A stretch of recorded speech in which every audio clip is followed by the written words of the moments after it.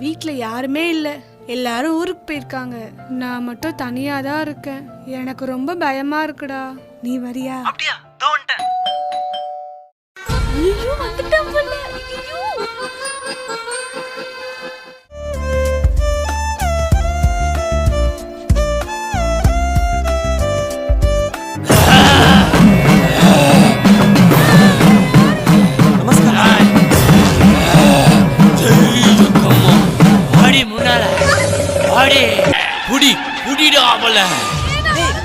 பயப்படாத, அவரு உன்னை காப்பாத்த தான் வந்திருக்காரு. நான் சொல்றத கேளுடா. என்ன சாமி? இந்த சக்கரத்துல அவளை கொண்டு வந்து உட்கார வைடா.